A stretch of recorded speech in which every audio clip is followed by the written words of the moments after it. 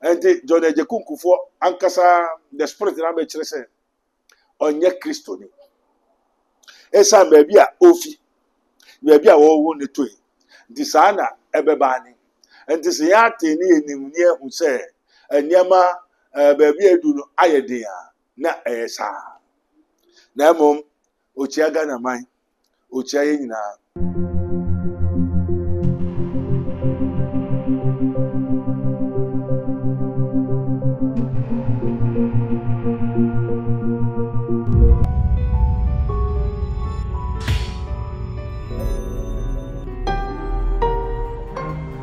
Mystery TV.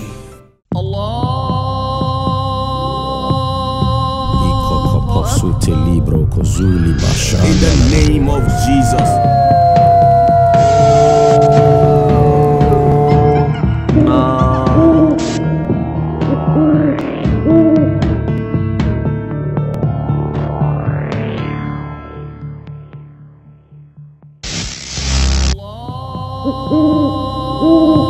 Holy Father, keep us in thy name. Lord of hosts, King of glory, our Father, which art in heaven, hallowed be thy name, thy kingdom come. Yo, call a friend to call a friend, message, subscribe. Now, some message in there, what? Breaking news.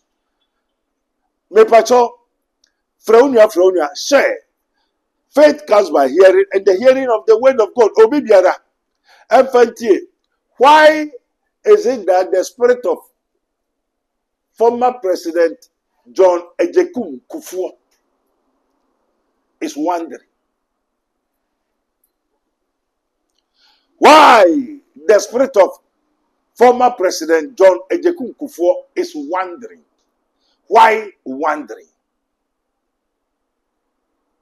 Why the soul of former President John Ejekum Kufuor is wandering? Why? To His Excellency, Odame Asunyeka, Odame Mbohumbai, Kwansu Brebro, Jojo, Odame Kamu, Odame Sharam. President, His Excellency, and Krana Modibaino, Eradiati, Odame Kamu. I never say, His Excellency, John Ejekum Kufuor, Adena Eradi Mutiasi, Namu odi dada. Nefe abedu pempensu ya nsana muba irade ho. Oso sanete. Baby ofri. Baby awo neto ino. Wani Kristo tunkwanta apai. Wani haine tunkwanta apai. Enti John Ejekum Kufuor ankasa the spirit na be kire se onye Kristo ni. Esa baby a ofi. Baby a wo ne toy. Disana ebebani. And this yati ni enimnie hu se enyama baby edu no ayedea na esa. Na mom ochiaga na man. Ochiaye nyina. O de radiasi. Na yenso e de radiasi man se obai wabeye omanga na ye waye fine. Ono so aye ni obetuma ye. Enti no. Esere nkwatente onyame enka ne ho. Na John Ejekum Kufuor adenti ena otiwo na MPP ajuju ewiki na ekwo neba o se twen mebeka wasem enti o so twen fraunia near the spirit of John Ejekum Kufuor abeka me ka kirem twen yegoje nkrato aba fraunia fra abusuafo ni na the whole MPP entire. Onyamisre yakwaba. Yakon man makro ma yenyi prebu okwanso. Wo la la. Odofo hede ne wo hawe de ne wo dadwen. Yare be na ye kwankwa odi echienchi a wonya anu aduro. Ene na me kanfo Raboni Spiritual Research and Divine Medical Laboratory ediama. Eye Prophet Dr. Abedegu ene da no. A wise man will hear and will increase knowledge, but the fools despise counsel. Prophet Dr. Abednego ye odifo a eweye mremu awurade ayi no ama wiase se sunsumu yare bia aye okwanko a Dr. Edikre Wowo and the name for Prophet Dr. Abednego Invisible Teaching Hospital powered by Castoplanto Technology. Kai Prophet Dr. Abednego enye pray for me. Intishisha Prophet Dr. Abednego echiri kwanwo in Sawama to echiri Oreku Liberty House. And I said Fred Dr. Prophet Abednego 020-859-9576. Now I said 027-8977-215. In short of 4 Kai se wo twi bibi wo so na semba na bibi krem. Mesehi nana waye yensa. Hallelujah inana waye misa. Mese onya mene dono na. Hallelujah waye yensa. Yes way. Onya mene dono na. Aye misa. Oh, His Excellency President John Ejekum Kufuor, former President of the Republic of Ghana. Onkwaso, Ojamin Shrao, Ojamin Kaho, Ebisa Nkwatinti, Kratuna Debani na Yati.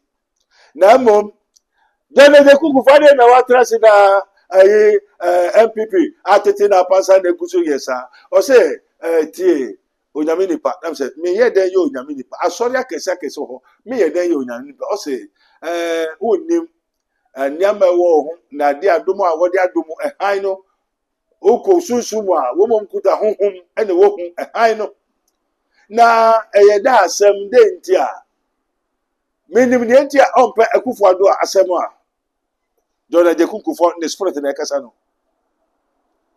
minim ne nti ompe Nanado asem ompe na asem nso ne mpe na asem o kina. The spirit of John Ejekum Kufuor is confessing why he don't like Nanado Dankwa Akufo Addo. Say MPP bejujire beye basa efi Nana Addo Dankwa Akufo Addo.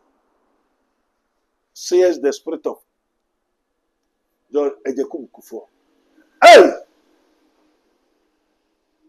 MPP besa ebe kona benyina efi Nana Addo Dankwa Akufo Addo. Adenti. On pena semu ne pena semu chira no pena semu so fetete.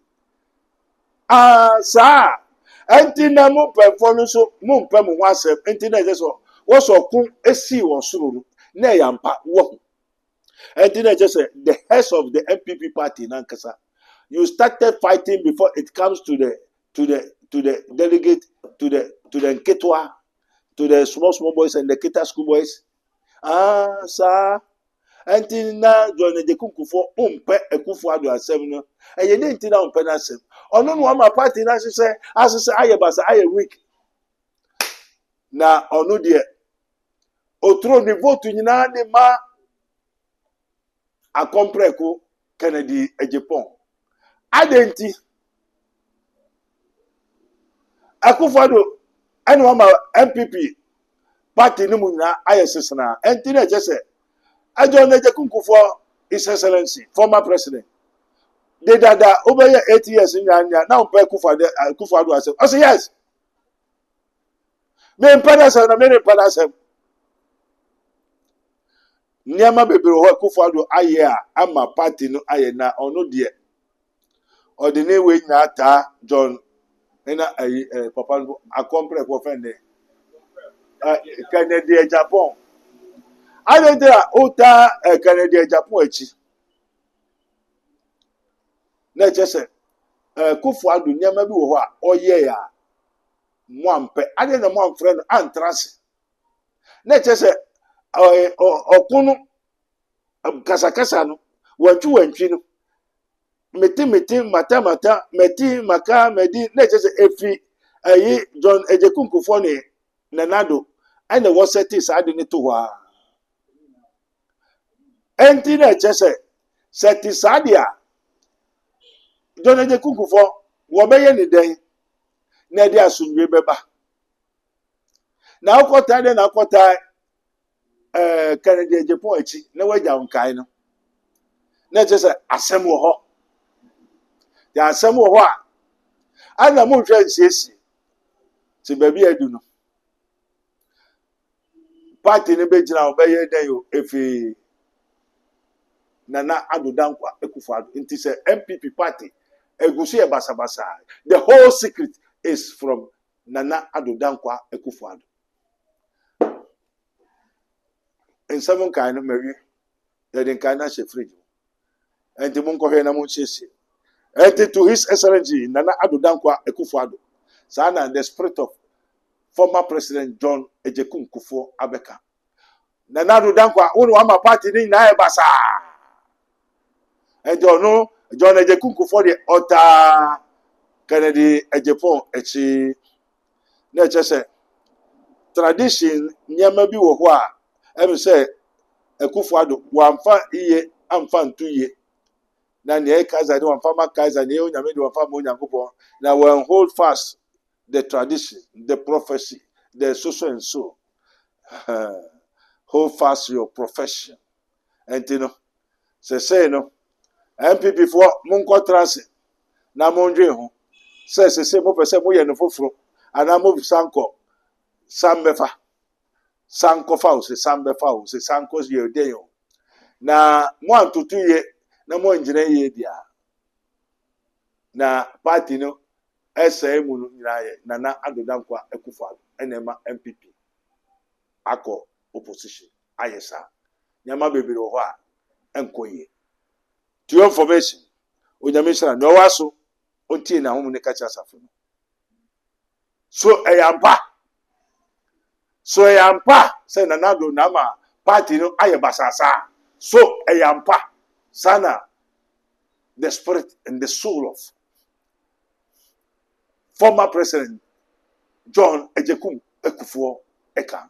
So eyampa onyame shira na se Kennedy Ejepon befi sumu ananti sumu na obeda na ko sumu dia ohun se na need to akena so na nsi sana the spirit and the soul of John Ejekun Kufuor na Kufuor so obefa all possible na wapia Kennedy Ejepon efi esumu mu aba haini mu ansa no betuma kuta the franca the flag bearer to rule Ghana because birds of the same feathers fly together. Now when fish sumu mu a kurobi waria kurobi so wo kurobi echi na wo mo Kennedy Ejepon be ye dwom de na ko wure sumu ofi sumu be ko sumu dia na need to akena so na nsi ho. This is an advice and a warning from John Ejekun Kufuor, former president of the Republic of Ghana, in the party of NPP, New Patriotic Party. And to whom it may concern, one can say, Kennedy Ejepon, say, sir, and Papa John Ejekun Kufuor Eka. Now, obetete nkrofo atron komse dwom no wo kwa no wakata osutro wo mo so Hosanna no wo mo no ka se crucify him no ne wo hu kane bi wo hu na de nti no ntube mba owo court bebiri owo ku bebiri mu ho no fi nti ho na minim se ne papa ayebia se ne mama free ho se ne papa free ho se wo hu ni tumo a else musu fifa mo ha mfumfuto ye wo nipa tu mu enti John Ejekun Kufuor so onyo Kristo ni o na eho dom baby a odom eku no wo mu baby ofi no eho nti ofi ho ti se ne papa na ewo ho ne mama na ewo ho na buso ni bi na ewo ho a nti wo wo no ofiri ho ene wo de be she ho ene ote ho nti ote ho no atra ho kopem baby a obesa de akọ wakramu ochiamu. Bye-bye. This program is brought to you by Rabboni Group, the Kingdom of God Ministry International, Unity of the Spirit in the Bond of Peace Fellowship, Nyamibechre Prayer Camp, Camp David, God of Israel, Inspirational Research Society, Prophet Dr. Abednego Invisible Teaching Hospital, Commission on the Rights of the Kingdom of God and His Righteousness and Administrative Justice, Rabboni Supernatural Intervention, Ele Hadi Barim University, Prophet Dr. Abednego School of Giftology, Rabboni Spiritual Research and Divine Medical Laboratory, Mystery TV. Yakon man makroma yenyi prebu okwanso wo lala odofo hede ne wo hawe de ne wo dadwen yare be na aye kwankwa a wodi chenchecheche a wonya anu aduro ene na me kanfo Rabboni Spiritual Research and Divine Medical Laboratory ediama eye Prophet Dr. Abednego ene da no. A wise man will hear and will increase knowledge, but the fools despise counsel. Prophet Dr. Abednego ye odifo a eweye mremu awrade eyi no ama wiase se sunsum yare bia aye okwanko a Dr. Edikre wo ene na me kanfo Prophet Dr. Abednego Invisible Teaching Hospital powered by Castoplanto Technology. Kai Prophet Dr. Abednego enye pray for me. Inti hwehwe Prophet Dr. Abednego akiri kwan wo Insanwama do akiri Orueku Liberty House. Adase Fred Dr. Prophet Abednego 020-859-9576. Na say 027-8977-215. Introdo for Kai se wo twiri bibi wo so na semba na